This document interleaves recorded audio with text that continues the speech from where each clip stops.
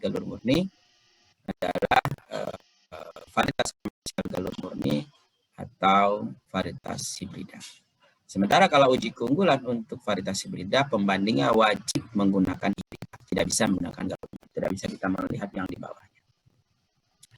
Nah, kemudian karena uji keunggulan maka perlu diidentifikasi kira-kira apa keunggulan dari calon varietas tersebut. Kalau yang diuji itu beberapa calon varietas, maka nanti ada rekomendasi. Kira-kira mana yang direkomendasikan untuk dilepas varietasnya dan namanya apa. Ya, kalau dia banyak. Kalau dia satu berarti mau tidak mau satu itu yang perlu diidentifikasi kira-kira keunggulannya apa.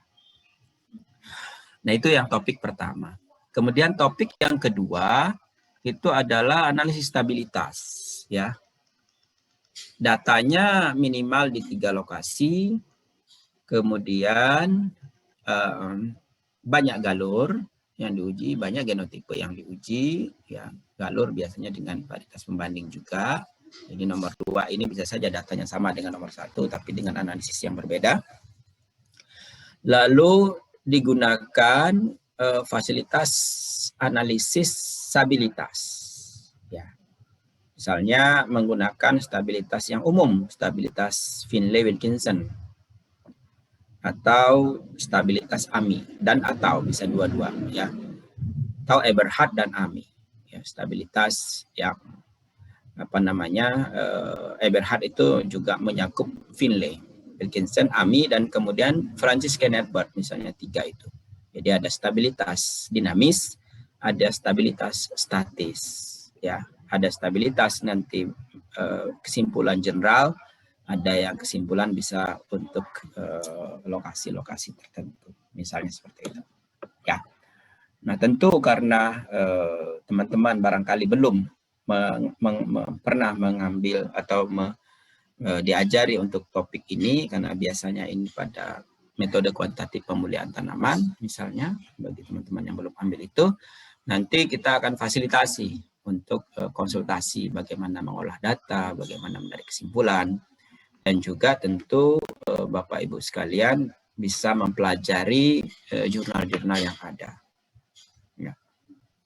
Nah, jadi karena tadi formatnya tulisan jurnal, tentu kalau mengikuti format jurnal agronomi itu ada ketentuan-ketentuan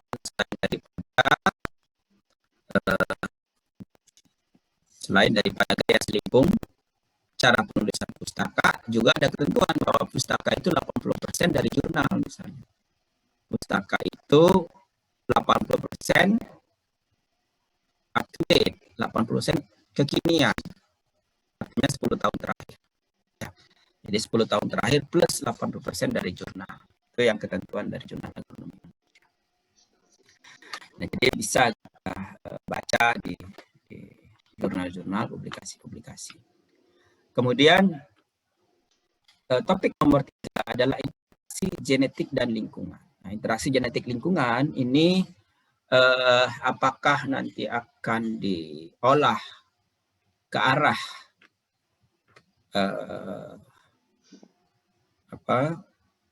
keragaan masing-masing genotip yang diberikan, ya, dengan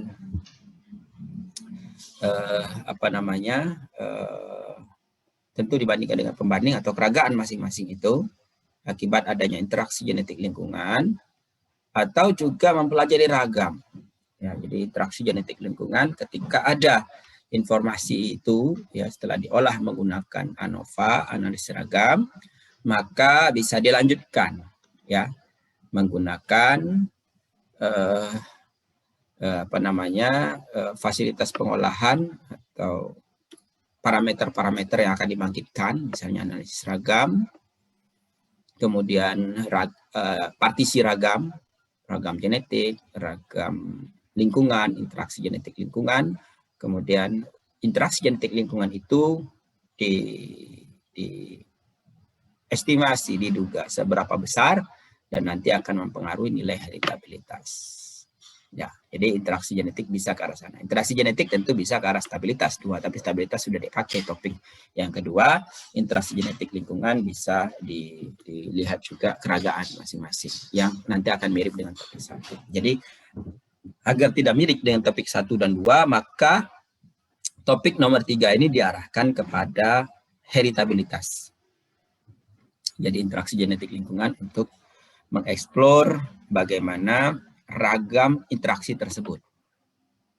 Ya, bisa juga dibandingkan kalau misalnya data tidak ada interaksi. Maksud saya tidak dieksplor data interaksi genetik lingkungan akan seperti apa ragam genetiknya. Ya, ragam genetik, ragam lingkungan, ragam interaksi genetik lingkungan. Kalau interaksi genetik lingkungan tidak dikeluarkan dari sistem, tidak dikeluarkan dari proses ini, maka apa yang terjadi dengan ragam genetiknya dan ragam lingkungan. Ya, itu topik yang ketiga. Topik yang keempat adalah tentang dialel. Dialel ini arahnya adalah menggunakan griffing, saya kira yang relatif mudah untuk mempelajari daya gabung umum dan daya gabung khusus.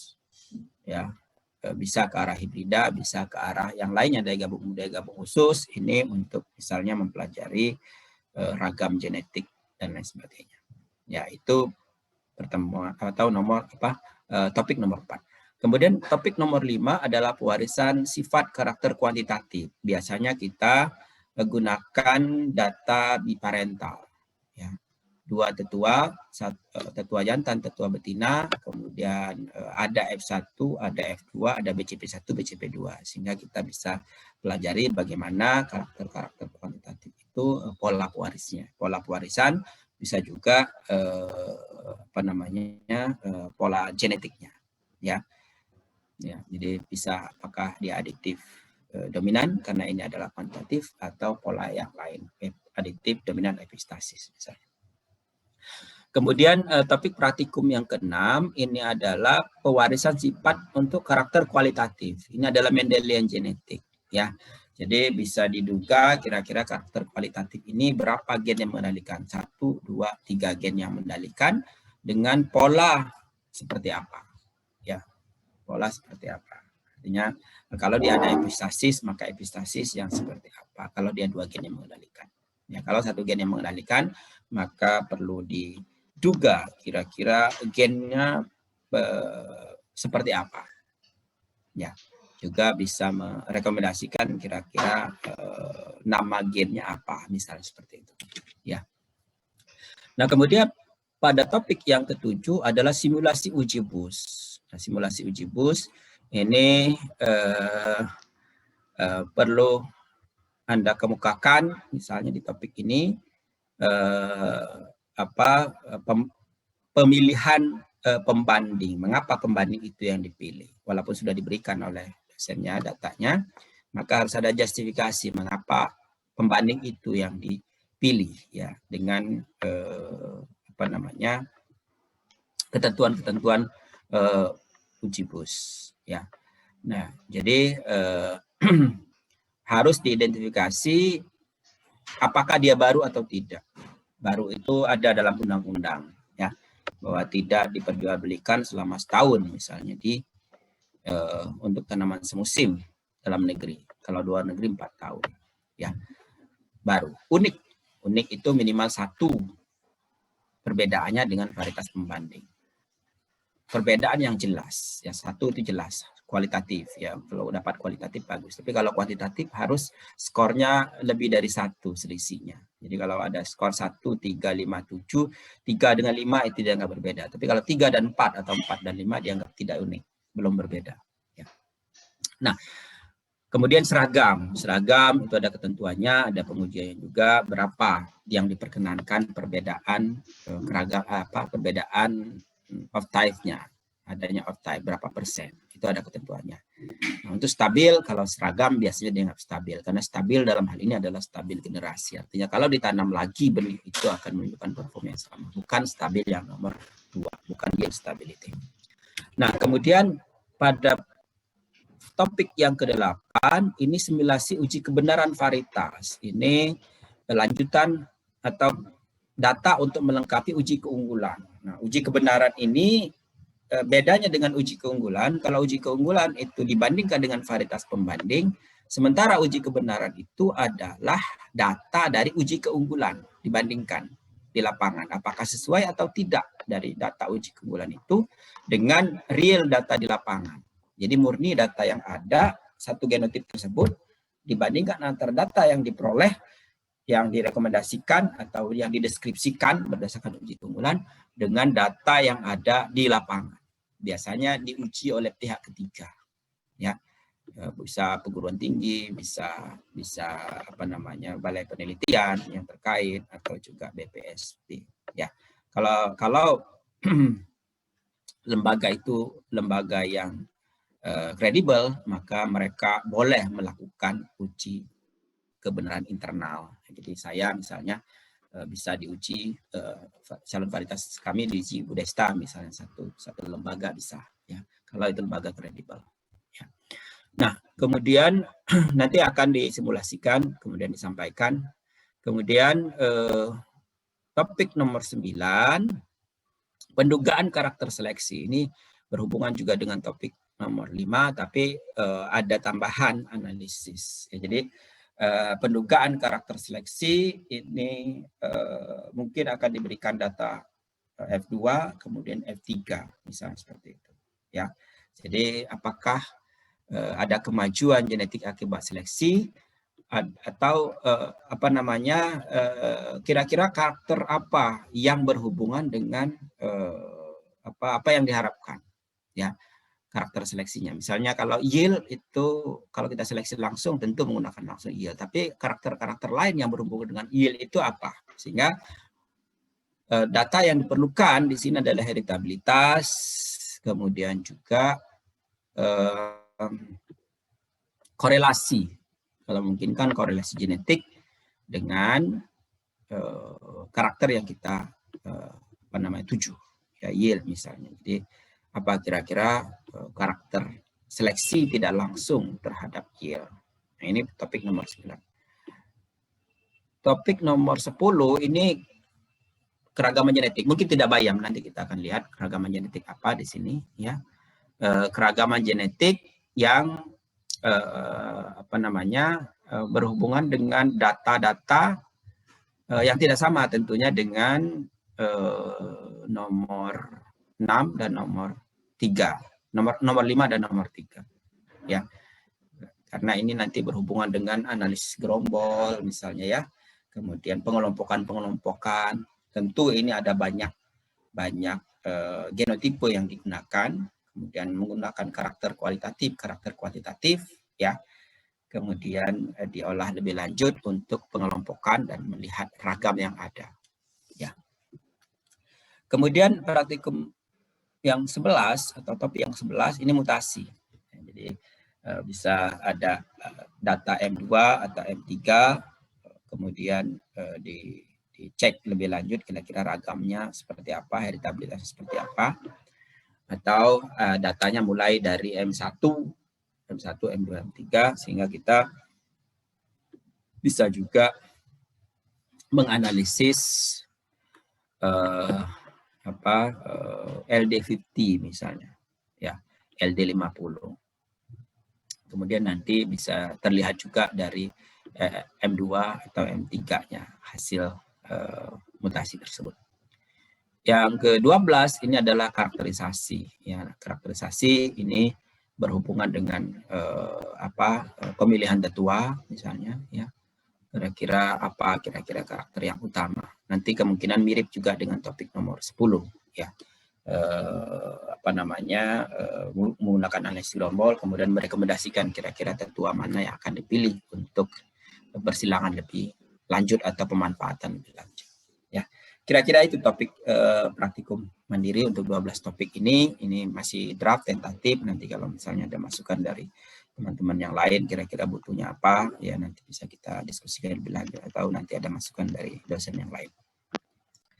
Nah, sementara jadwal praktikum mingguan ini, setelah minggu ini kita akan minggu depan tentang penjelasan praktikum mandiri. Jadi minggu depan itu sudah dapat topiknya dari masing-masing kelompok, kemudian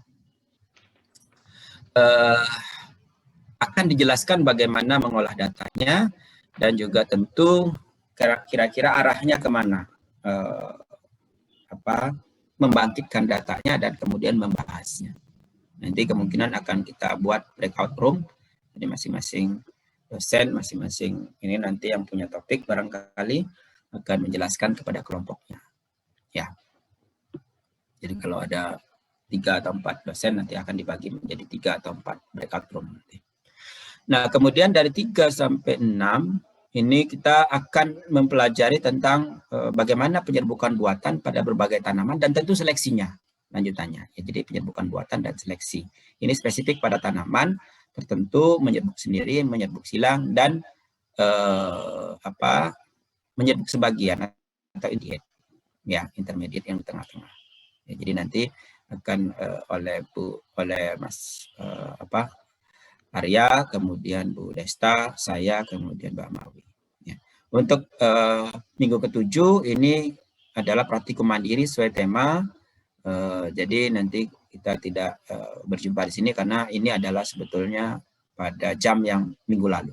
Sudah dipakai minggu lalu sehingga ini untuk praktikum mandiri.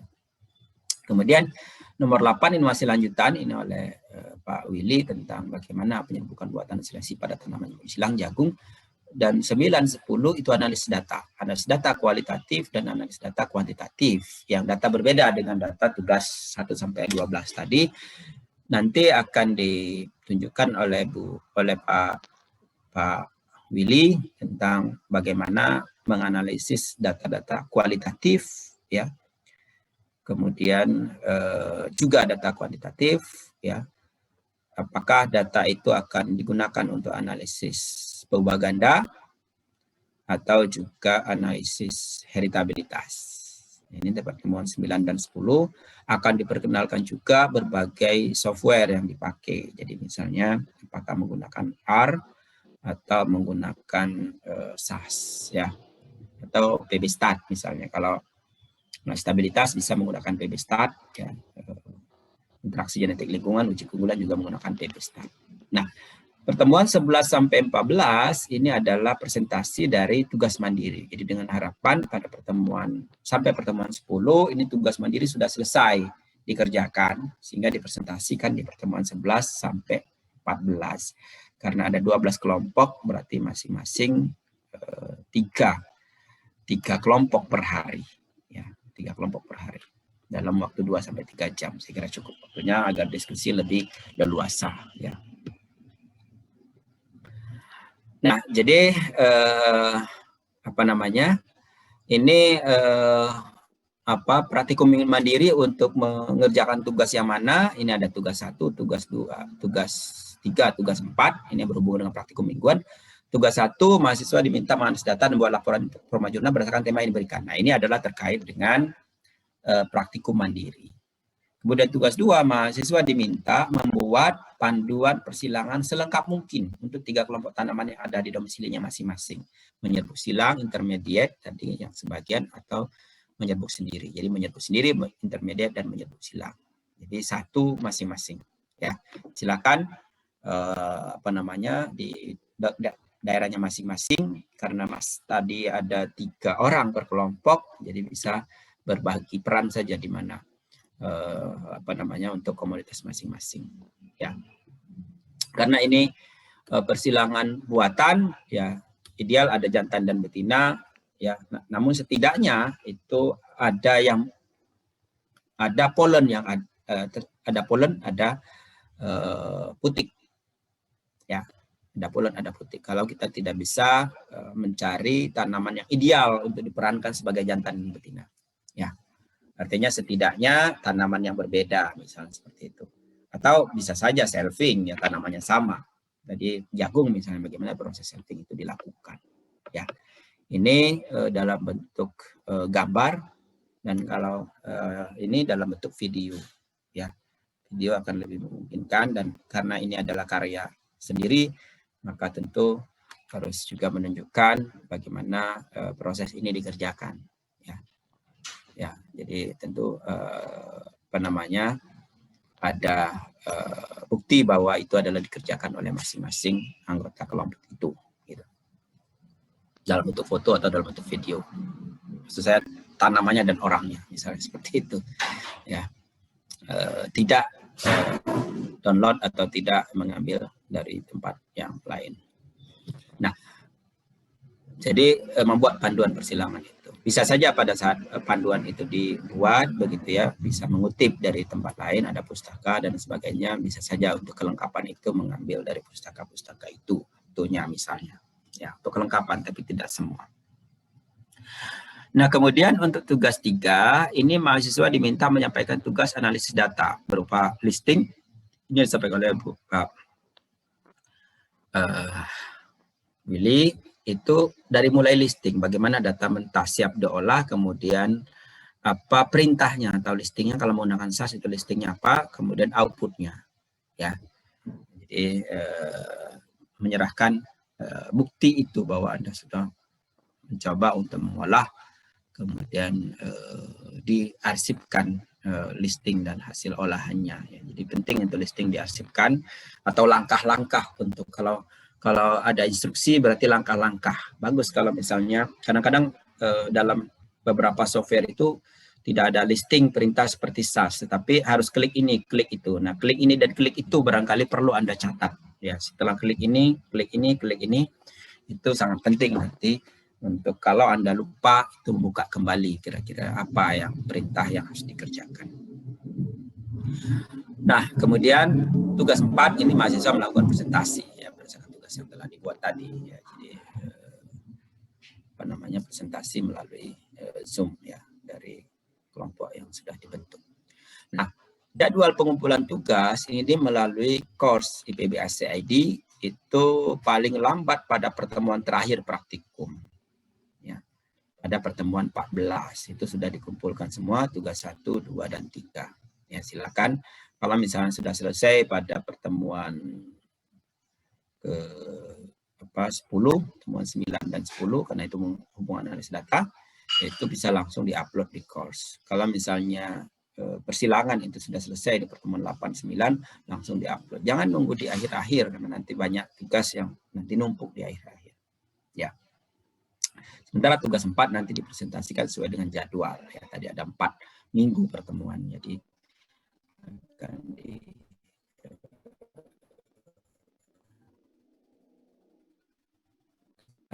silakan ada buku dan yang saya sampaikan. Ya, kalau ada data silakan